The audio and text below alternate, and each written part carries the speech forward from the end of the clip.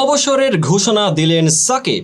Test ও টি-20 cricket থেকে অবসরের ঘোষণা দিয়েছেন বিশ্বের সেরা অলরাউন্ডার সাকিব আল হাসান। ভারতের বিপক্ষে কানপুরের টেস্টে মাঠে নামার আগেই বৃহস্পতিবার সংবাদ সম্মেলনে দুই ফরম্যাটের ক্রিকেট থেকে অবসরের ঘোষণা দিলেন তিনি। ক্যারিয়ারের ইতি টানার ইঙ্গিতটা দিয়ে রেখেছিলেন অনেক আগেই। গত বছর নভেম্বরে ভারতের মাঠে ওয়ানডে বিশ্বকাপ খেলতে যাওয়ার আগেই সাকিব বলেছিলেন খুব শীঘ্রই ক্যারিয়ার শেষ করতে চান। এবার কানপুর টেস্টের আগে সেই ঘোষণা চলেই এলো। কানপুরে ভারতের বিপক্ষে দ্বিতীয় টেস্টের আগেই বাংলাদেশের তারকা এই অলরাউন্ডার জানালেন টি-20তে নিজের শেষ ম্যাচটা এরই মধ্যেই খেলে ফেলেছেন তিনি। টেস্ট ক্রিকেটের বিদায়টা তিনি নেবেন ঘরের মাটি থেকেই। অক্টোবরে দক্ষিণ আফ্রিকা সিরিজে শেষবার বাংলাদেশের হয়ে সাদা পোশাকেই দেখা যাবে তাকে।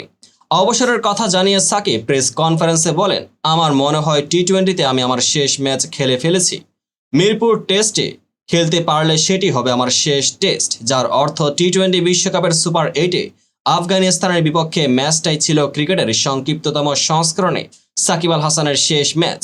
ক্যারিবিয়ান অঞ্চলে আর্নস ভ্যালি স্টেডিয়ামে তার টি-20 বিদায়ী ভেন্যু হয়ে থাকলো। যদিও শেষ ম্যাচটার পারফরমেন্স সাকিব ভুলে যেতে চাইবেন প্রবলভাবে। ব্যাট হাতে প্রথম বলে আউট আর বল হাতেই 19 রান দিয়েছিলেন উইকেট শূন্য।